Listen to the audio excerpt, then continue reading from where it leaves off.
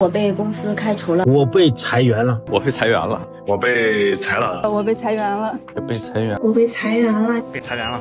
被裁了，姐妹们，我被公司裁员啦。现在很多公司 Many companies have closed down recently, and even those still operating are struggling to make ends meet due to the challenging economic environment in China. Streets and shopping malls are deserted, with many vendors unable to find buyers. Some companies have not paid salaries for 2 months, making it difficult for employees to cope. 我失业的这大半个月以来 In the past half month of employment, I've sent resumes to dozens of companies every day, but to no avail.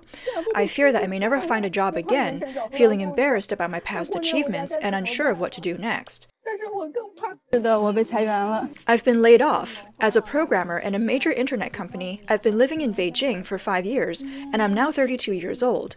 I just signed the layoff agreement today, and the company has provided compensation. To be honest, when I first heard, I cried in front of my supervisor. 我被裁员了。 On the first day back to work after the Chinese New Year, I was unexpectedly laid off. In the car this morning, I received a call from the company informing me that I was no longer needed. I was shocked. I have parents and kids at home. 大家好，今天被裁员了。 Today, I joined the unemployed. It's really unfortunate, as I had just moved recently when I received the news. It came completely out of the blue, with no prior indication or warning. Now, I can only look for a new job, but the current job market is not favorable. The dim prospects of the Chinese economy have led to a widespread crisis, with many companies initiating layoff plans to reduce expenses. News came out that Swedish multinational communications company Ericsson will undergo a strategic adjustment in its China operations. Ericsson's core network department in Shanghai is expected to lay off around 1,000 people. According to reports from mainland media, on March 12th, an investigation at Ericsson's Shanghai office found that it was still operating normally. However, the rumors are not unfounded. An Ericsson employee on site said that he learned about the layoffs very suddenly. This employee said, "On March 7th, we had an online meeting with about 1,000 participants. An overseas manager announced that Ericsson's Packet Core business unit would undergo layoffs. The meeting lasted about 30 minutes, during which employees asked questions about the reasons, timing, and scale of the layoffs, but the leader did not provide clear answers. As of March 12th, HR has not communicated with us about compensation, and we are still working as usual, but everyone is puzzled." It is understood that layoffs at Ericsson are mainly concentrated in the Packet Core business unit.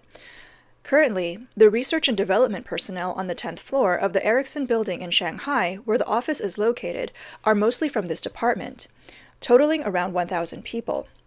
According to internal sources at Ericsson in Shanghai, the adjustment in the core network department does not mean that Ericsson is withdrawing from all its business in China. Currently, Ericsson's cloud and wireless businesses in the Chinese market are still operating normally. A property management staff member at the Ericsson building also stated that the possibility of Ericsson completely withdrawing its Shanghai department seems unlikely. In response to rumors of layoffs, Ericsson stated that it is enriching its global research and development team to better serve its business and users, while improving the flexibility and cost efficiency of software design. It has no plans to exit the Chinese market. According to data released by Ericsson, the company has 5 major research and development centers in China. Over the past few years, Ericsson's annual R&D investment in China has exceeded 3 billion yuan. In addition to the planned layoffs at Ericsson's Shanghai office, there have also been reports from netizens that a significant personnel adjustment has occurred at Ericsson's Research and Development Center in Guangzhou. They said that the entire 5G tool R&D team will be laid off, with only the marketing and technical support teams being retained. Ericsson's market share in China has been declining sharply in recent years, facing severe challenges in the Chinese market. According to recent reports from Del Oro, a leading consulting firm in the communications industry, Huawei ranked first in the global 5G wireless equipment market in 2023, with a revenue share of 32%, achieving an increase in market share for the first time since 2021. Ericsson, ranking second, experienced a significant decline in revenue share in 2023. In the Chinese market, Ericsson ranked fourth in the procurement department for mobile base stations in 2023, lagging behind Nokia. According to Ericsson's financial report for the fourth quarter and full year of 2023, sales revenue in the fourth quarter of 2023 was 50.4 billion yuan, a year-on-year decrease of 16%. The full-year sales revenue in 2023 was 184.7 billion yuan, a year-on-year decrease of 3%. Ericsson expects a further decline in demand for 5G equipment this year. Carl Melander, its chief financial officer, stated that the company may further consider cost reductions this year, which may include layoffs. As a giant in the global communication industry, Ericsson has a history of over 130 years in China. It is reported that Ericsson has 5 research and development centers in China, located in Beijing, Shanghai, Guangzhou, Chengdu, and Nanjing, with a total of 13,000 employees, including approximately 6,000 in the R&D team. The impact of this round of layoffs is significant. In addition to Ericsson, the world's largest photovoltaic enterprise, LONGi Green Energy Technology, also plans to lay off a large number of employees. Informed sources told Bloomberg that due to the surge in production capacity and intensified industry competition, LONGi plans to lay off as many as 30% of its employees. The company's total number of employees peaked at about 80,000 last year. Established in 2000, LONGi primarily engages in the research, development, production, and sales of monocrystalline silicon rods, silicon wafers, cells, and modules. Currently, LONGi's main source of revenue comes from solar modules and cells, silicon wafers, and silicon rods. Last year, the price of photovoltaic panels dropped to a historic low, forcing manufacturers to sell products at prices below cost. As a result, this industry, which is considered crucial for global energy transition, is struggling with overcapacity, consolidation, and potential bankruptcies.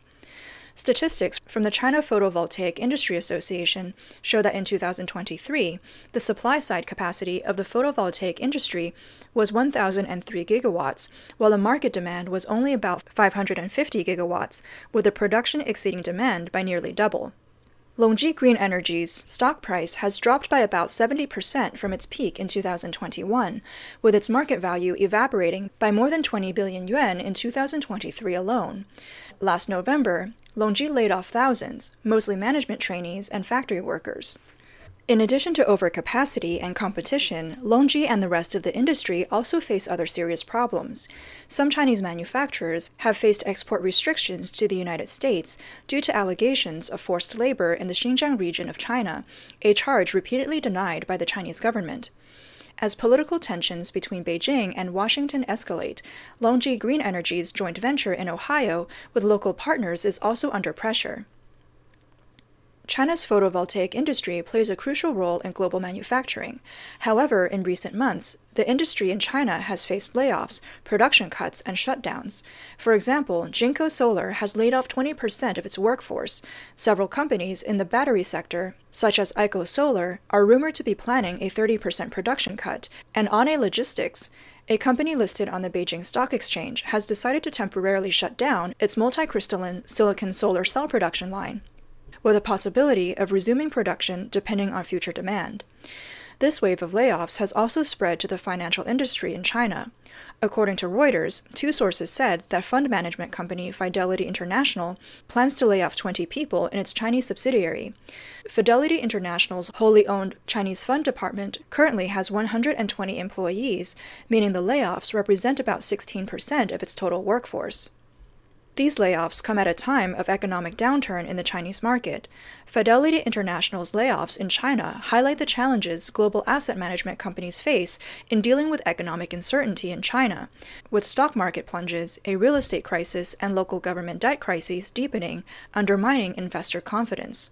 Fidelity International reports that as of the end of January, its Chinese fund department managed 3 fund projects with total assets of 6.7 billion yuan, $931 million. Fidelity International was the former international investment department of Fidelity Investments based in Boston before it was split off. Recently, sources told Bloomberg that Credit Suisse has disbanded its entire wealth management team in China, abandoning plans to become the largest foreign-funded fund management company in China. USB Group AG, which acquired Credit Suisse, has decided not to hire these employees. According to sources familiar with the matter, at least 20 client managers and investment advisors, including Wang Jing, the CEO of Credit Suisse's security venture capital firm, have been laid off. The sources, who requested anonymity as the matter is not public, stated that some support positions were also affected, but specific numbers were not disclosed. One person mentioned that the department once had about 40 employees. An insider revealed that Credit Suisse deemed its strategy of selling wealth products through bank branches incompatible with its current model, which resulted in layoffs in the wealth department beginning in October 2023.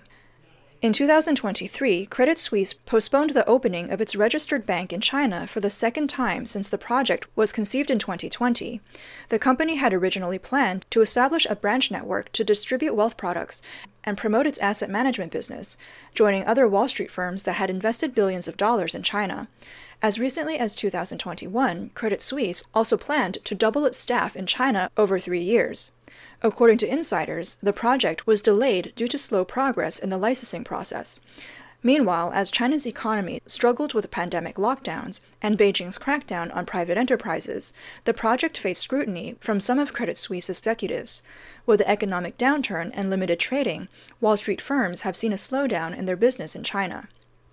During a visit to Beijing in September 2023, Credit Suisse CEO Sergio Ermotti acknowledged changes in geopolitical situations. Ermotti stated that Credit Suisse's direct investment in China's real estate was very limited, and the bank primarily focused on helping individuals manage their finances in China. Bloomberg reported earlier that UBS is cutting hundreds of wealth management jobs across Asia after completing its acquisition of Credit Suisse. UBS will eliminate positions, including client relationship managers in Hong Kong and Singapore, most of which belong to the Credit Suisse team. Reuters reported that Morgan Stanley, the U.S. investment bank, is also reducing its asset management team in China by about 9%. This round of layoffs, which began in December 2023, affected about 15 people. This is the first significant layoff by Morgan Stanley in this department since acquiring a controlling stake in its Chinese fund department in 2023. These layoffs highlight the challenges facing financial companies, including industry giants like Morgan Stanley and Blackstone. The layoffs at Morgan Stanley's Chinese fund department further dim the prospects for jobs focused on China in the financial sector, including investment banking. The assets managed by Morgan Stanley Investment Management China, headquartered in Shenzhen, have been declining almost every quarter since reaching a peak in June 2021. By the end of 2023, its assets had fallen by more than half from the previous record of 19.8 billion yuan, about $2.75 billion US dollars, a drop of 53%. The China Investment Department posted an operating loss of 48.5 million yuan in 2022 and a loss of 23.2 million yuan in the first half of 2023. On March 7th, S&P Global warned that if China's economic recovery remains weak or is mainly driven by large-scale stimulus measures, the rating agency may downgrade China's credit rating. Reuters reported that the S&P analyst Kim Ung-tan stated in a webinar that S&P's current A+ stable credit rating for China considers the factor of improvement in China's economy. However, if China's economy fails to improve significantly beyond what the rating agency currently expects, S&P may have to downgrade its rating. Tan added that if China's economic rebound requires more stimulus measures than originally planned, the rating would fall even further, as China's debt would increase more rapidly. S&P's last downgrade of China's rating was in 2017. Moody's, S&P's competitor, changed China's sovereign credit rating outlook from stable to negative in December 2023. The agency said that increasing evidence suggests that local governments and state-owned enterprises are heavily indebted, and the Chinese government will have to provide more fiscal support, posing broad risks to China's fiscal, economic, and institutional strength. Moody's also stated that the downgrade in the rating outlook also reflects structural changes in China's economy, a slowing medium-term growth momentum, and increasing risks of continued contraction in China's mainland property market. Analysts point out that in addition to the ongoing real estate crisis and debt defaults, a surge in unemployment has become a new danger for China's economy. China claimed to have grown 5.2% last year, but for young people who cannot find jobs after graduating from college, for those who feel poorer due to the shrinking value of their homes, and for workers whose incomes have decreased compared to a year ago, the Chinese economy is not growing, but shrinking.